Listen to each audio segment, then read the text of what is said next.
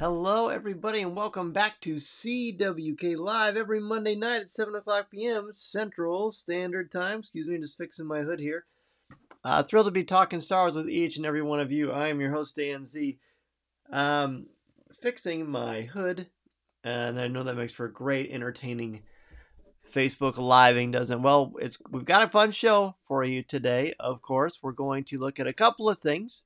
First, we're going to talk about your top 5 significant lightsaber moments. I'm going to announce a major direction for the show for the foreseeable future on CWK Live, Star Wars Trivia and Prizes, and we got some celebration news as well, which is great. All right, let's say hello to everybody.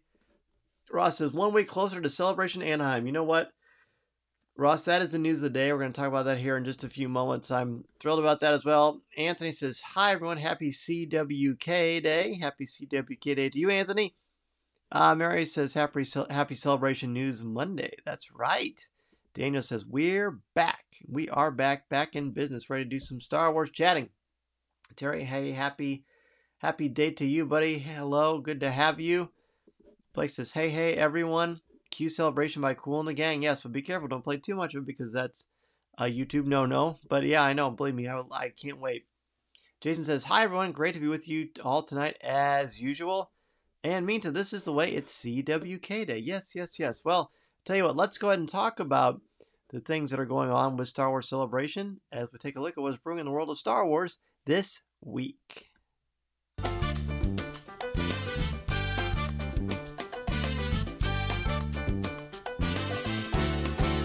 And now, let's see what's brewing in the Star Wars universe this week. Yes, so what's brewing in the world of Star Wars this week? We've got Celebration news. We have been waiting for a long time. Hello, Greg. Good evening to you, my friend Greg, the Rebel Base Card here joining us. We've been waiting for a really long time to find out about Celebration news because we're just barely 2 months away from this epic Star Wars Celebration. And we've been wondering, what's going on. We've been waiting for news of some sort. So we got a lot of news.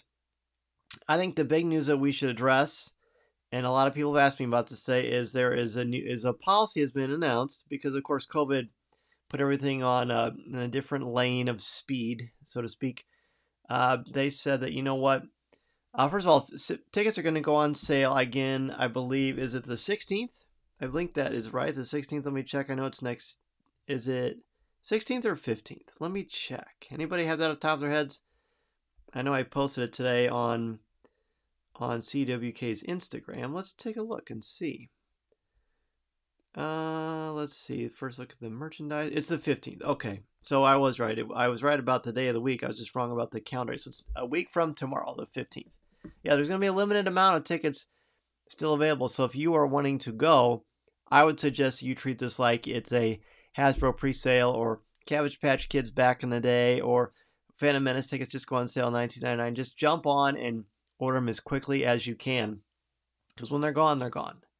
So be very aware of that. Okay, but the big thing besides the announcement, buy early and often, as Craig said. The merchandise pre-sale is on the 11th, but you can only get the merchandise if you've already got a ticket. I believe that is correct. Feel free to correct me on that if I'm wrong, but Liberty is here. Hello. Josh is here. Josh, glad to see you are healthy and feeling better, my friend. Good to have you. Back in the before times, the tickets went fast. Yeah, they went super fast. So for Celebration to sell it as quickly as it did before was pretty scary. So, again, 15th is when you want to jump on it. Yep. So you can only get the merchandise on the 11th if you've already got your tickets. And we're going to get to the merchandise. But I also want to address the big question, or the big thing that people are noticing. So you have to provide proof of vaccination in order to be able to attend Star Wars Celebration. They announced that today. Josh, we're glad to have you home and safe, buddy. Josh, very good to see you, man. So you can't provide proof of a negative test. You have to provide proof of vaccination status. So whether that's digital or the paper one, I'm going to take my paper one. I'm going to put it in my lanyard, just because I have to have the lanyard on with me all the time anyway. So that'll just be an easy way to show it, I think. The 4 days for $195 is a better deal, even if you're not going to go all 4 days. Yeah, it's $75 a day for adults, but it's $195 for the entire thing. Daniel, we would love to have you attend sometime as well, man. Start saving your pennies. That would be great, because we'd love to meet you face to face for sure. So anyway, that's the big thing. And I want to say, look, I understand, and I sympathize with people that are struggling for various reasons about not being sure about going because of the whole vaccination thing. I respect that. I just want you to know that I hope that whatever you decide, I hope it works out best for you and your family. That's what I'm going to say about that. I'm going to be there for sure. I'm definitely going to be there. That's what I can vouch for. Everybody else, do your best, make the best decision for you and your family. Hopefully we can see you there. If not, we totally understand. Matthew, what's up, Matthew? Says hi, CWK group. Matthew Graken, good to have you back on the show. Matthew of the Disney Marvels podcast. All right, so we got the news. You can get your tickets on the 15th, but they announced, besides all this other news, we're going to get to see the art, the celebration art. Every year they have, or celebration, they have like a main art image. It's kind of like it's not kind of, it is the image of celebration. You see it everywhere on the merchandise. You see it on banners and posters and things like that. Gorgeous stuff. So here is the one for Celebration Anaheim 2022. Now, start shouting out what you see on here, everybody. What do you see? Josh said San Diego Comic-Con Special Edition had checking vaccination status down to a science. They have a similar rule for WonderCon on April 1st to 3rd, which is at the convention center. Have faith this will go smooth. I do. I am optimistic it will go very smooth. Amber sees Ahsoka. I see Ahsoka as well. And Amber also points out Mando. Good. What else are we seeing here? Gosh, a lot of cool stuff. We see Vader. Amber keeps raising her hand. I'm going to keep calling her. Everybody else have anything? Daniel says, what a neat print. Yeah, I know. It's so nice. We've got Luke. We've got R2-D2. We've got Grogu there as well. Yep, Ahsoka and Grogu. I see the Razor Crest. Minta says, I see Utter Joy. I see that as well. Amber is on fire tonight. She says, I see BB-8. Yep, Mary sees the Razor Crest too. Star Destroyers. A lot of epic lightsabers. Let's see, what else is there? Hooded Jedi, yes. Grogu, Mando, ATST, Death Stars 1 and 2. Oh, that's true. Interesting. I didn't see the other one over there. Cool. And that Vader is lording over it all. Now, I know we're going to be tempted to say, oh, this must be a sign of what's going to be there. What are they going to do?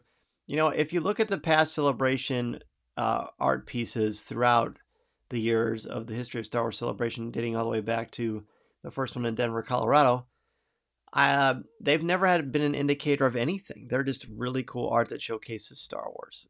So that's my opinion. I could be very wrong, and I'm open to being wrong, certainly, but that's it, and I think it's gorgeous. If you like it, be sure to, you can see it on the Star Wars Celebration social media. We put on Instagram and Facebook and Twitter for Coffee with Kenobi as well. And there's Maul, too, right there.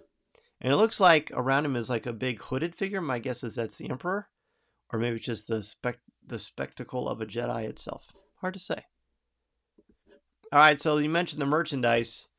Here's some key pieces they highlighted. Again, on the 11th is when you can pre-order them. If you have a ticket, you can see the lanyard and the tote bag of the logo.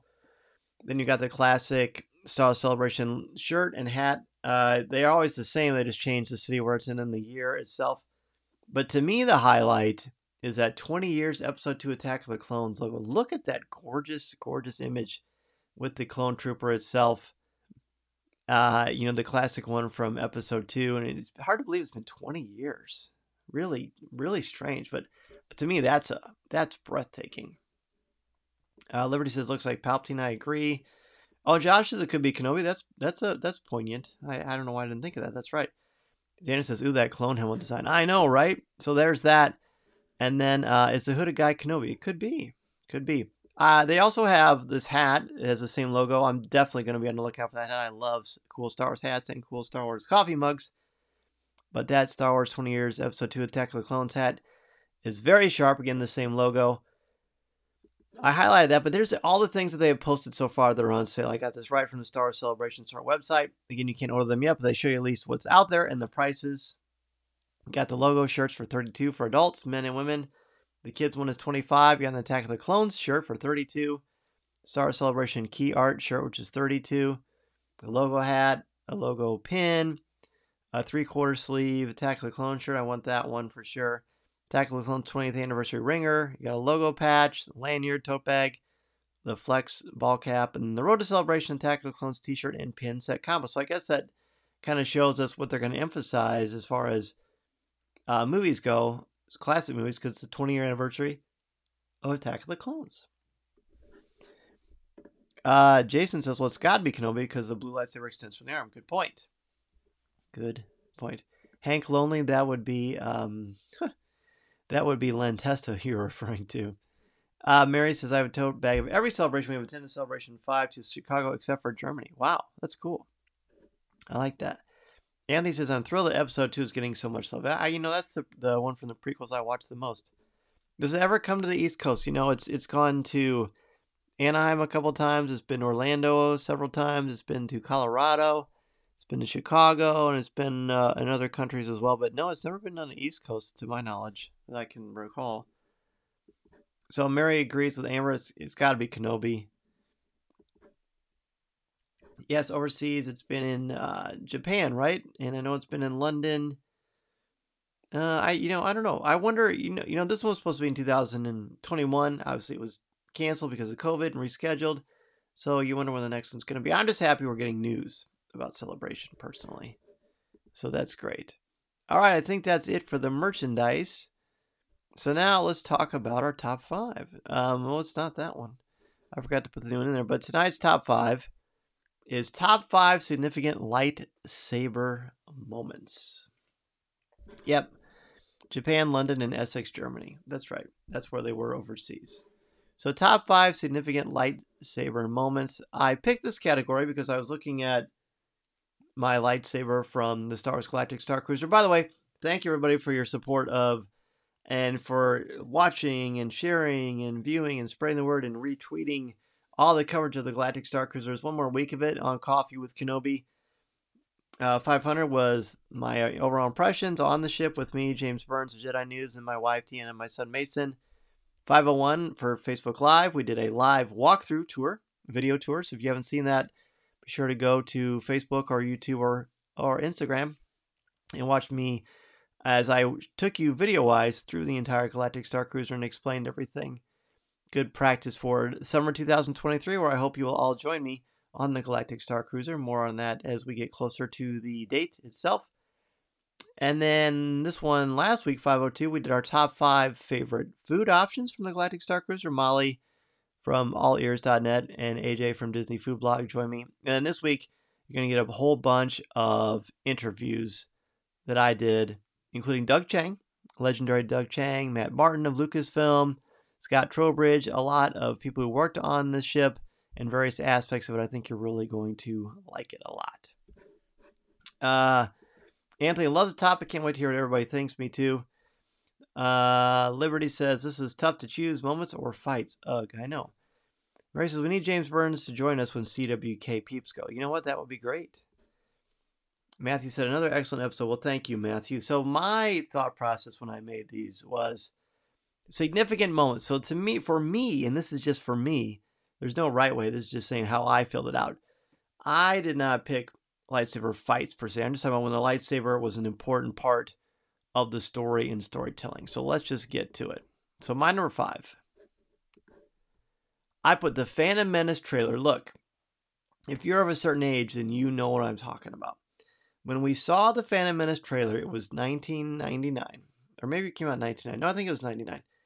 We hadn't seen a Star Wars movie in theater since 1983. So 16-year difference, right? I think my math is right there. 16 years of not seeing anything Star Wars on the big screen that wasn't the special editions.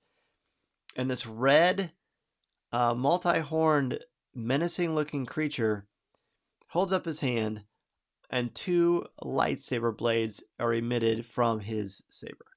A double-bladed lightsaber from a devil-looking creature that we knew had to be a Sith, the replacement to Darth Vader. The speculation went rampant and wild.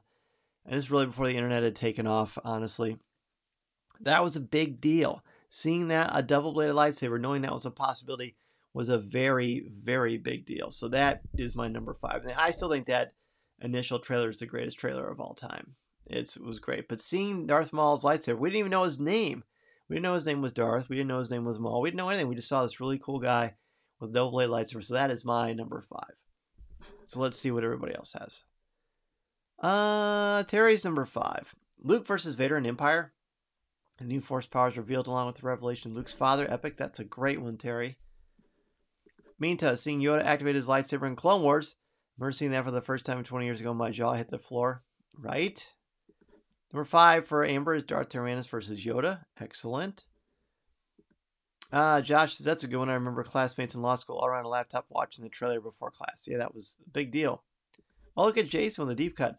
Luminara, Unduli, and Barasafi performing the lightsaber construction ritual on Ilum. That's correct. Correct spelling, too. In the Genndy Tartakovsky Clone Wars series. Nice. That's a good one. That's a good one, Jason.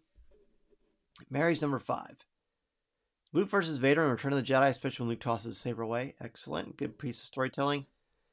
Anthony, I remember seeing another movie just for the trailer. Oh, same here. Absolutely. Number 5 for Blake. Rey force pulling the lightsaber to herself at the end of The Force Awakens. I'll never forget that moment and being there with my brother opening night. Very special. Very cool. Terry, I bought a couple of movie tickets and walked out. The Phantom Menace trailer was over. Josh, number 5. Kanan Jarrus versus Grand Inquisitor. Oh, nice call. Daniel, number 5. Anakin versus Ventress in the original animated Clone Wars mini-movie. I'm still taken by that saber ballet. And when the rain was hitting the lightsaber blade and you can hear like a hissing, that was cool. That was so cool. Let's see. Liberty. Rey finding Luke's saber at Maz's castle. How the whispering started gives me chills. Oh, that's a good one. I should have thought of that for my list. Rats. That's a good one. All right. So that's number 5. Great list so far, everybody. Let's see what you have for number 4. Number 4 for me is Kanan's big secret. When he says, "Kid, I'm about to let everybody in on the secret." And he puts the hilt and his lightsaber together. He clicks it, boom, it turns on, and he shows the Empire, hey, he is a Jedi. And because it takes place after the Purge and all that stuff, the significance and power of that narrative moment, I thought Kanan was interesting, but I really wasn't sure what I thought about him. As soon as he says, "I'm about to let everybody in on a secret," and he turns on the lightsaber, I was totally enamored with that character. And he's still one of my favorite Star Wars characters, or fictional characters, period. Love him. But I guess it kind of showed me, I was really skeptical there would be a Jedi, since Luke was the only Jedi that was going to be around, and Obi-Wan and Yoda. Thought, how can you possibly put another Jedi in Star Wars, and how could it not mess with things and kind of interrupt the timeline? But it didn't. It actually added to it, and it made sense the way they designed it. So I love this part. That's why it is my number 4, because it gave us permission to accept, hey, there might be other Jedi out there. It was great. All right, let's see. Number 4 for Terry. Qui-Gon, Obi-Wan, Darth Maul, and Phantom Menace debuted to set the tone for all lightsaber duels to follow. Well, that's well said, and that is absolutely correct. Minta, Duel of Fates, number 4. Obi-Wan and Anakin fighting on Mustafar had shown us how far they had fallen apart in different paths they were taking. It's true. That's another thing. These are really good. You're all doing such a great job. Number 4 for Blake, Darth Maul igniting his lightsaber for the first time. That moment from the trailer took the world by storm. Yes, it did. Yeah, I still have that. Still have several versions of that Darth Maul action figure. One I even opened up, believe it or not. Ross is number 4. Luke lighting Yoda's Yoda. Let me try that again. Number 4 from Ross. Luke igniting Yoda's lightsaber in front of Grogu. That's a good one. That's pretty cool too. That was a good lightsaber moment. Amber's number 4, Maul versus Kenobi and Qui-Gon Jinn. Love it. Matthew, Finn using a lightsaber to defend his friends against the First Order onslaught. Well said. Daniel, Kanan and the Grand Inquisitor. Yes. That's second person to bring that up. That's cool. Jason's number 4, Obi-Wan versus Maul and Phantom Menace. So many cool moves, and I kept replaying that scene from the trailer in my head until the film was released. And we all have the Duel of Fates music in our heads now, don't we? Bum, bum, ba-da-ba. Mary's number 4. Anakin and Vader versus Kenobi on Mustafar. We knew this was going to end badly for Anakin, but it's still heart-wrenching. Yes, it is. It really is. Number 4 for Liberty. When R2-D2 threw Luke's saber to him in Return of the Jedi. Oh, that's a good one too. Nice. Josh, Ahsoka versus Vader. Very powerful, for sure. And then 4 for Greg, seeing the yellow lightsaber of the Jedi Temple Guards for the first time in another color. Oh, nice. Boy, you're all bringing up such great ones that I hadn't even thought about. But yeah, I love that. I love that so much. Let's go to number 3. Number 3 for me is Yoda Unleash. I believe Minta brought up earlier, but When I saw Attack of the Clones the first time on the first day, naturally, as so many of us did, I kept away, surprised, from all spoilers and all speculation. Didn't look online, didn't read anything about it, didn't talk to people about it. And when Yoda walked out and I realized he was going to use his lightsaber, I lost my mind. There have only been 2 times in my life where I stood up and clapped in a movie theater. One was when Hulk at the end of Avengers smashes Loki and says puny god, and when Yoda unleashes his lightsaber against Count Dooku, and I just never thought I would see that moment, and it was such a big deal. Such a big deal. Beautifully animated and orchestrated. I'm sure you've all heard George Lucas talking about how crucial it was that they make that sequence work, and boy, did it work. Legendary. So that's my number 3. Okay. Minta. Number 3, the final fight with Kenobi versus Maul. Truly a heart-wrenching ending for one of the longest rivalries in history. Oh, good. Good point. I like how you explained that. Number 3 for Terry. Ahsoka and Maul in Mandalore, theatrical appearance, musical score, and intense emotion. That is for sure. Brian, sorry for being late when we found out the Inquisitor's lightsaber can fly. Oh, cool. No worries, man. Good to have you. Josh, there's a lot of cheering with Yoda versus Dooku. Yeah, it was surreal. It was surreal. Greg's number 3, the Emperor flicking out those lightsabers from his robe. So that was a cool moment, too. Ross's 3, Maul keeping his lightsaber humming as Qui-Gon meditated on the other side of the energy shield during the lull in their battle. Yes. That's cool. Kind of pacing back and forth, too. Like a Bengal tiger. Maul, let's see, Mary's number 3, Ahsoka versus Maul in Clone Wars Season 7. The motion capture they did for this animation made this duel so great. You know what? I had a feeling you're going to bring that up, Mary, and it's a really great moment, isn't it? Matthew's number 3, Ahsoka's battle in Season 2 of The Mandalorian. Sorry, I forgot who she was fighting. Oh, that's okay. She was fighting, oh gosh, I can picture her. She had the Beskar spear. Oh gosh, I even wrote the entry in the Star Wars Character Encyclopedia too. Rats. Well, somebody will remember it and point it out. Let's see. Blake's number 3, Vader holding the old blue saber at the finale of Clone Wars. Ooh, that's a good one too. One of the most beautiful and haunting moments in all of Star Wars for me. That's a really great one, Blake. And yes, I have a Dooku saber on my wall. Yes, I got a Dooku Legacy lightsaber. They're great. Jason's the 3. Obi-Wan versus Maul on Tatooine. I love how Obi-Wan honored Qui-Gon by briefly taking his stance, and then he dominated Maul in about 4 moves. Yeah, Twin Sons is a great episode. Amber, Maul versus Ahsoka in Clone Wars Season 7. I am convinced Ahsoka should have joined Maul and defeated Palpatine. Ooh, that would have been interesting. Josh, number 3, Kenobi versus Maul in Rebels. Nice. And second one time that's brought up. Daniel's 3, when Ezra built his saber and ignited it in front of his friends on the Ghost. Very cool. Liberty's number 3, Kylo and Rey against the Elite Guard. Wow, so dramatic. Great filmmaking there. Very good. Magistrate. Yeah, absolutely. Yeah, Morgan. Thank you, Jason. That's right. It is Bruce Lee's goddaughter. That's for sure. Morgan Elsbeth. Yes, of course. Rats. I was putting that name out of my mind because it just sounds so Arthurian. But yeah, I'm sure there's part of the inspiration for that as well. All right, so that's number 3. So we've got 2 left, maybe. Oh no, here's one from Brian. Number 3, from one of the first preview trailers for Episode 7. Kylo Ren igniting his lightsaber for the first time, and we see his crossguard saber for the first time. 3 seconds worth of awesomeness. You know, Brian, I almost put that on mine, but because I did the Maul reveal for my number 5, I didn't pick it, but it's a great one. Definitely in my honorable mentions for sure. All right, let's go to number 2. Number 2 of our top 5 memorable lightsaber moments. Again, these are not necessarily duels, but just when they happen, it's a big deal story-wise. And to me, it's about as big as it gets. Rey's awakening. As soon as she calls Luke Skywalker's lightsaber to her and really uses the Force unabashedly, I don't know if unabashedly is the right word to describe it, but consciously, and also not consciously, but she's very aware of her Force connectivity in this moment because she needs to use it when it means the most. And then she has a great duel against Kylo Ren. I maintained, and I can't take credit for this because one of my students told me this, but it's not unlike Arthur being worthy of pulling Excalibur from the Sword and the Stone. Rey is worthy of Luke's blade and the legacy, but Kylo Ren is not, and that's why it goes to her. So that is my number 2. Let's see here. Terry's number 2. Obi-Wan and Darth Vader, Revenge of the Sith, cost an arm and a leg to make. Sorry, Anakin, but the battle drew out raw emotion. Obi-Wan never shown again. It's true. Number 2 for Blake, Luke getting to hold his father's lightsaber in Obi-Wan's hut in A New Hope. Excellent.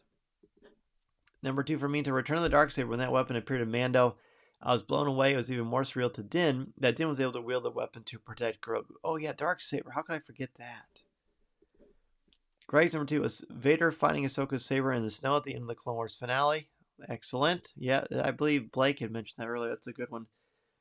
Matthew, General Grievous hunting the Jedi who invaded his temple. Oh, yeah. Oh, Josh has going Luke on Hoth in the Wampa Cave. That was a significant part, too. Ross in Empire, Luke using the Force to get his lightsaber out of the ice. Just like Josh mentioned, while hanging in the Wampa's lair. So exciting to see him use his powers there. That was a big moment. You can hear that music now in your heads, too. Jason's number 2, Ahsoka versus Vader.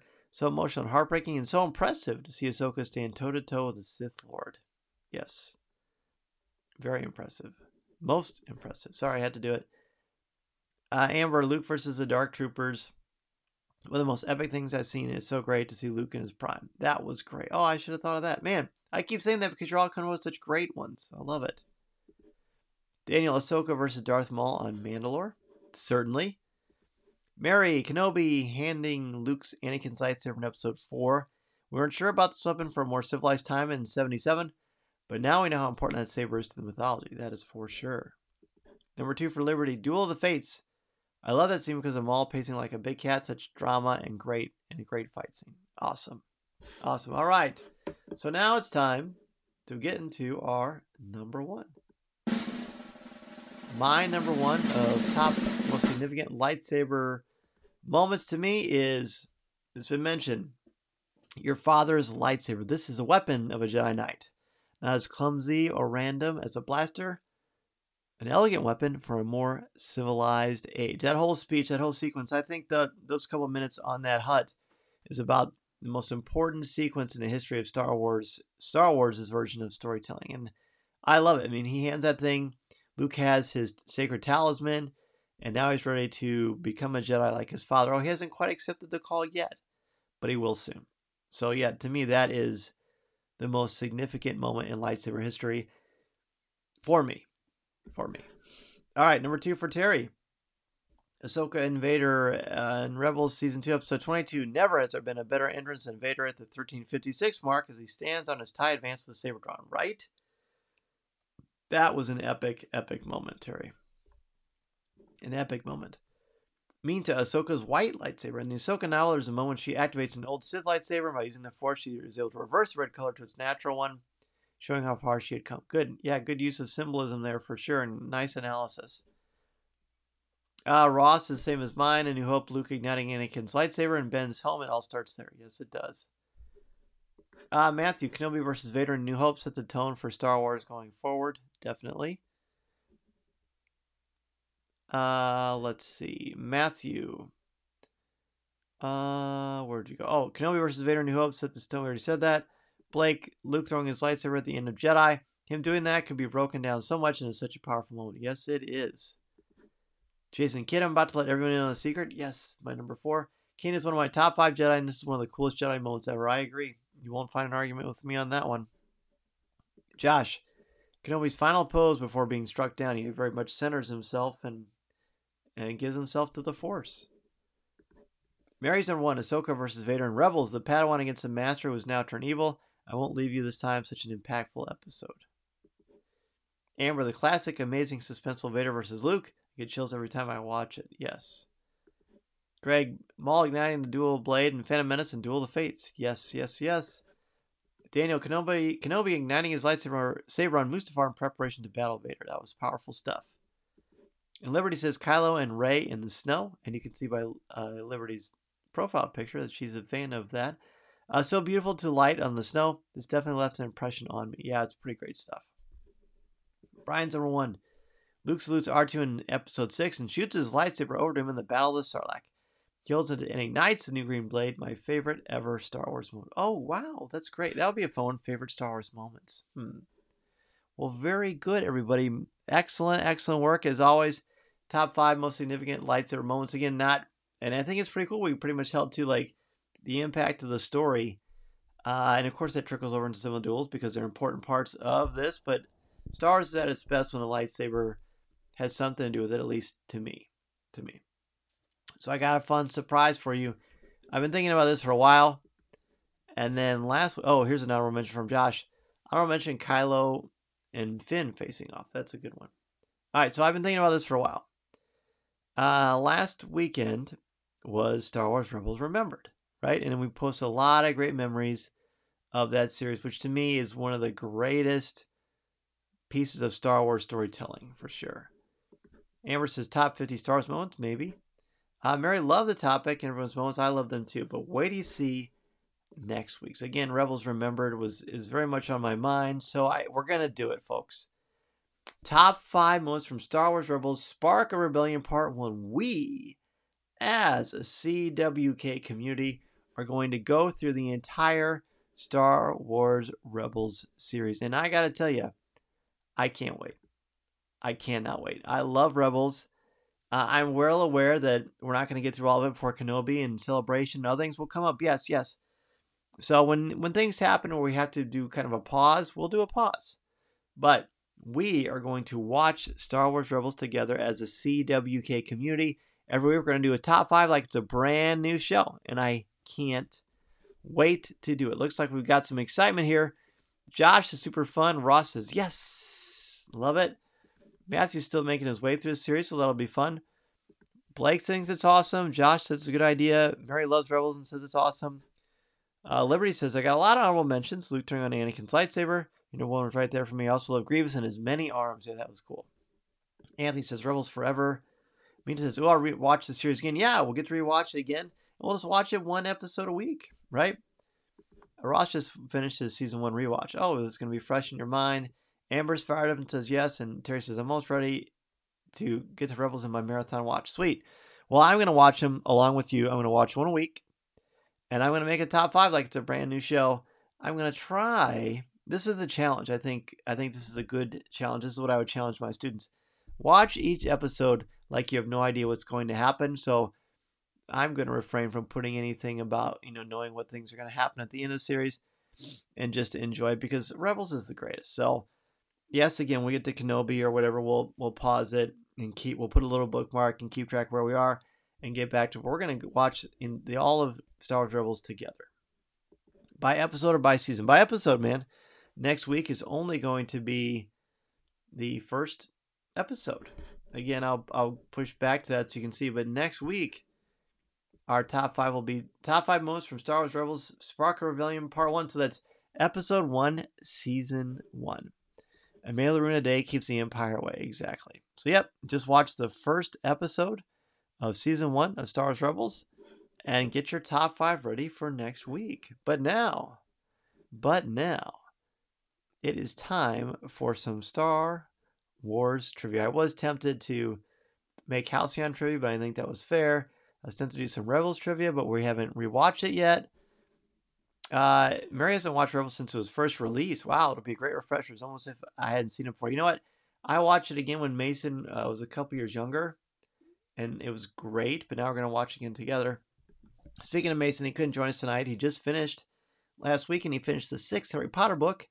He loved it, so now he's reading the 7th one, so he is busy doing that, and I love that. Got to encourage reading, so we'll save a spot for Mason, of course, next time. Craig is here. What's up, man? I seem to remember that someone wrote a blog post about those Rebels episodes. That's right, Mr. Craig Dickinson himself, the co-host of Reading Reading Between the Reels is here. And yes, you wrote a lot of great blogs for us reviewing Star Wars Rebels. I'm very appreciative of that, my friend.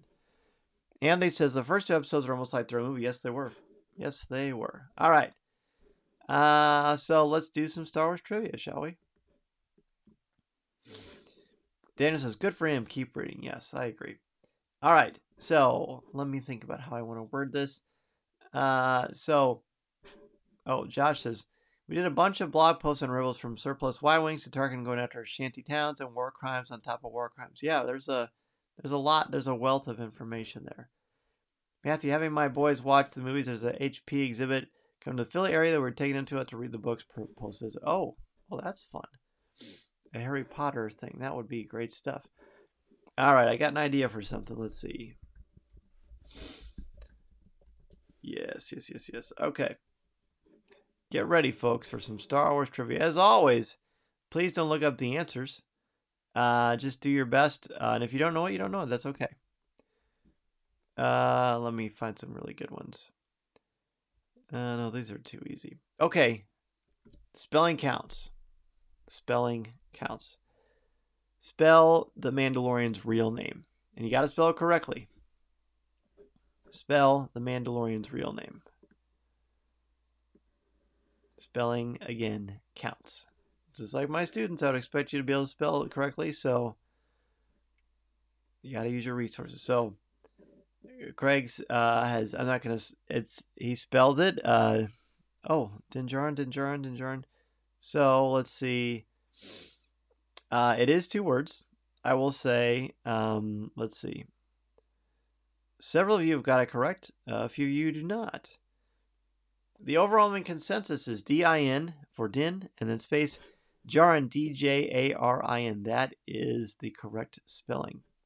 All right, question number 2. Very good, everybody. Let's do a little clap for our friends here. Where have we got it? Here we go. Yes. All right, so number 2. Who has the highest Midi-Chlorian count in Star Wars? In all of Star Wars, not just the movies. Who has the highest Midi-Chlorian count? No worries, Mita. We knew. Craig says, this is the way. Look at you flexing your Mando knowledge, buddy. I love it. Who has the highest Midi-Chlorian count in all of Star Wars, not just the movies? Ross, Craig, Mary, all say Anakin. So does Josh, so does Matthew, so does Terry, so does Anthony, so does Jason. What am I, with a bunch of Star Wars experts? The answer is yes, I am with a lot of Star Wars experts. Look at you all. Anakin. Craig says over 20,000. There's a guy that's taught Phantom Menace a few times. Anakin Skywalker is the correct answer. He is the chosen one, of course. He is the chosen one. All right. Boy, some of these questions are just silly. Let's see. Okay. What year was Star Wars titled Star Wars A New Hope?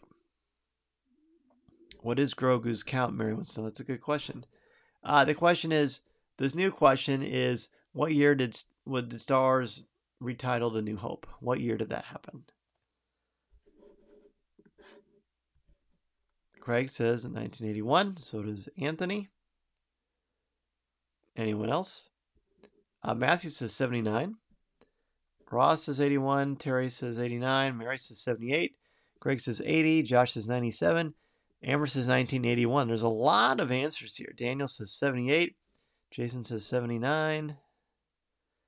Any other guesses? Minta says 81. Wow. A lot of great guesses here. A lot of great variation. Interesting. So, the answer is 1981. 1981. So Empire Strikes Back came out. Obviously, it was a big success. And then they went back and they re-released Star Wars for like the millionth time. And they changed it and it said Episode 4, A New Hope. I remember seeing that for the first time in theaters. I remember saying to my dad, hey, it didn't say that before because I'd seen it so many times. And I knew that was a big deal. And it was. Okay. Let's see. Luis, hey, Luis, what's up, man? Not 1999, it's actually 1981. Let's see. I want to make some of these. I want to ask them in a certain way so that I don't give away the answer with the question. You know what I mean? Okay. How many handmaidens does Padme have? How many handmaidens did Padme have? Any ideas? Craig says that's the first version he saw. Wow. Mary says, I think they changed your part of Empire coming out. That was a good question. Well, thank you. Craig says that she has 6 handmaidens. Terry says 7. Craig says 6. Ross says 8. Amber says 6. Daniel, Anthony. Jason says 5. Mita says 6. Mary says 5. How many handmaidens does Padme have? Any ideas? I'll let you think about it.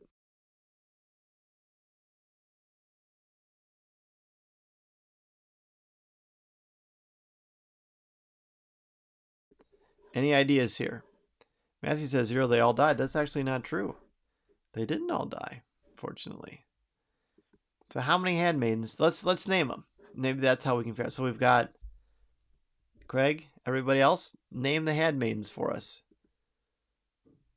You've got, I'll give you, they all pretty much rhyme. It's almost like the hobbits in, or all, not the hobbits, but all the dwarfs in The Hobbit. Fili, Kili. So you've got Sabe, that's one. Yes. And any others? Liberty thought it was 4. Sleepy, Sneezy, Sabe, and Corday. That's correct. Anybody else? And remember? Sabe, Corday. And think about the one that was the decoy at the beginning of episode 2 as well. There's a lot of cool stuff in the comics about some of these characters too. How many there are. So the answer, Rabe, I believe the answer is 6. But now when someone put 7, it made me start thinking about a little bit more. But yeah, I believe the answer is 6 handmaidens. I could be wrong. And there's one that is sort of on the fence in my mind. But if somebody wants to look it up to find out, go ahead. But the card I have here says 6. Yeah, they're in all of the E.K. Johnston books. Yeah, in fact, I got the newest one that's coming out the next month, which made me think of that question for sure. Okay. The next question is, what species is Yoda? What kind of alien species is Yoda? Any ideas? What is the name of Yoda's species?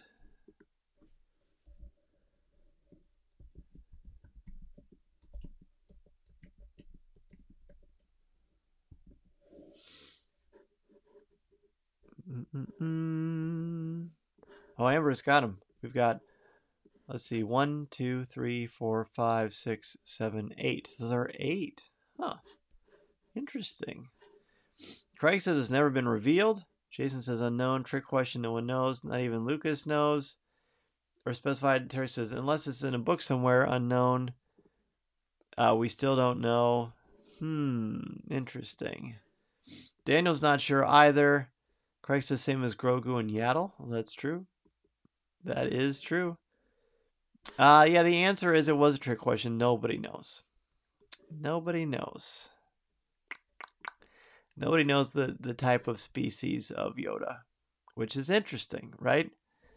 Who knows? Maybe someday we'll find out. But not today. Not today. It's never been revealed in a story, that's for sure. All right, last question. Who is the author attributed with writing the novelization of The Empire Strikes Back? I need the full name. The author attributed to writing the novelization of the Star Wars The Empire Strikes Back. I need the full name. Matthew says Dan Z. That is correct. Or I would accept Dan's there. No, it's not me. I wish. Who's the author of the Empire Strikes Back novelization? No fair looking on your bookshelves. Greg says Alan Dean Foster. Okay. Any other guesses for who the author is of the Star Wars The Empire Strikes Back novelization? Oh, wow. I didn't think this would stump people, but maybe it will. I guess we'll find out. Mary's not sure. Ross says Lucas. Craig says not Alan Dean Foster. Okay. Interesting. Liberty says, can't believe that hasn't gotten filled in with what species Yoda is. We have so much info now. I know, right? It's just really kind of cool. I kind of like that there's still some mysteries out there in Star Wars, really. Craig, you should know. Minta's not sure. No one is guessing. No one is sure. Who is the author of The Empire Strikes Back novelization? I started looking over my shoulder to see if it's showing up here. Amber says Lawrence. Lawrence Kasdan is the author of the script of The Empire Strikes Back. But the answer is, and I'm going to type it here in the comments so you can see it.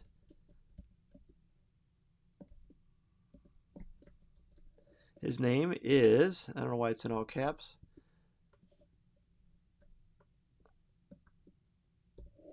The answer is Donald F. Glut. That is the man who, and I just posted there in the comments, that is the person who's credited with writing the novelization of Star Wars The Empire Strikes Back, Donald F. Glut. And I don't think that was a pen name. I had to ask Pablo about that, but I don't think it was a pen name. I think that was really the actual guy who wrote it. Lawrence Noble.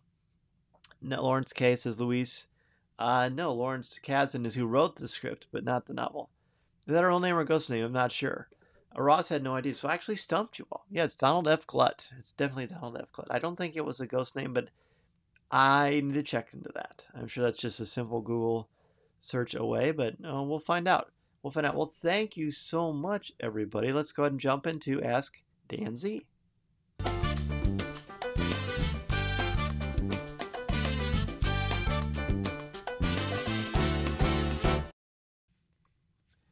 All right, excuse me, just blowing my nose here. Don't mind me.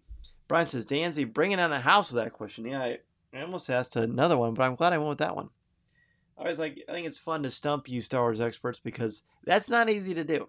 That is not easy to do. All right. Any questions? Craig says, Craig is having the Monday morning quarterbacks. They did know that. Sure, you did, buddy. No, just kidding. I'm sure you did. Liberty says, learn something new every day. Right. Isn't that the fun of this? I love it. So let's, you have any questions for me about Star Wars, about Celebration, about the Halcyon, Star Wars Galactic Star Cruiser, anything? Speaking of, again, remember, in the summer of 2023, you can join me and MEI and Mouse Fan Travel on the Star Wars Galactic Star Cruiser. I'm also going to have Corey Clubb and Tom Gross and Mason's there on the ship with me too, in addition to Becky Menken. So it's going to be great, great fun. I hope you will join us. If you can't make Celebration this summer, no biggie. Save your money and join us on the Halcyon the summer of 2023. As of right now, when you look at the dates in the Halcyon on the Disney's website, it just has cruises through December. So that's how far down the road they are. So there's nothing showing for 2023 yet. Once we have dates, I will certainly post them for sure. All right, so Amber says, I love Star Wars, but would it be worth it for the rest of my family who are not fans? So, Amber, I highly recommend show number 500 of Coffee with Kenobi. You hear from my wife, Deanna, who is not a big Star Wars fan, but she loves the fun it is for our family. And she addresses that in great detail, and she's a credible source. I would listen to 500 and see what you think. Did I pre-order a sleeping bag? No, I didn't have the option. I didn't see it on my Shop Disney account, but if it does, I will certainly do that. The thoughts on the Galactic Star Cruiser now, a few days post-trip. I still love it. I can't wait to go back. I've been thinking about it every single day. I'm definitely already budgeting for it because I can't wait to go back, Craig. It's wonderful. Halcyon Saber Show and Tell. We're going to get to that for sure. In fact, I'm going to do a little video of it this weekend. I can't wait to show it to you all. Before the rewatch begins, what is your favorite Star Wars Rebels moment currently? Well, it is Twin Sons, the Obi-Wan Kenobi Darth Maul situation, or Maul situation. That is my favorite one for sure. Daniel, is there a First Order troopers on the ship? Yes. It takes place between, just like on Batuu, between The Last Jedi and The Rise of Skywalker. So that is a time frame in the world of Star Wars that story is taking place on the Halcyon. My opinion of the best viewing of the order of the films. Release date or chronological? What's your personal favorite way? So for me, I introduced him to my son 4, 5, 6, 1, 2, 3, 7, 8, 9. Just the way they came out in theaters. I think if you're an adult and you've never seen it before, I like 4, 5, 1, 2, 3, 6. I'm sorry, that's not true. I like, 4, 5, 1, 2, 3, 6, 7, 8, 9. And then I sprinkle in Rogue One and Solo. I mean, yes, I know where they fall in the timeline, but I think they're okay to sort of stand alone on their own. I just think that's a cool way to do it, and I'm sure Craig would back me up on that. Amber's a Thrawn gal. Yeah, Thrawn's pretty great. He runs quite a bit through Star Wars Rebels for sure. All right, wow, great. Well, this was a really great show. A really great show, so thank you so much. I've almost lost my voice talking, but it's worth it because I get to talk to each and every one of you about Star Wars. Don't forget, next week, we're going to start rewatching Star Wars Rebels together as a CWK community. We're going to look at every episode individually in order, starting with Season 1, Episode 1, Spark of Rebellion, Part 1. So get your top 5 ready for that. Matthew says, my son Cal wants to know the name of the actor who played the first Darth Vader. That would be David Prowse. He was the man inside the costume.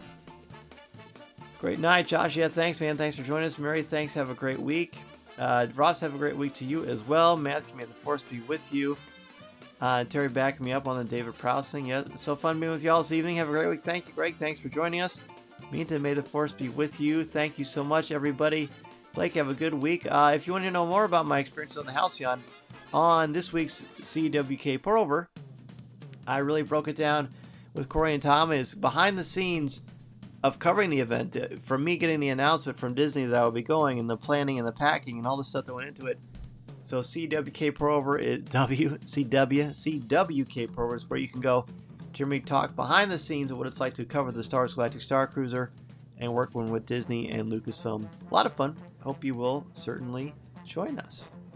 All right, everybody, we'll see you next week as we start looking at and watching Star Wars Rebels together as a CWK community. It's going to be so much fun. Brian, have a great week, and Jason, too. Thanks so much, guys. Daniel, thank you. May the force be with you. And remember, everybody, this is a podcast you're looking for. I will see you next time.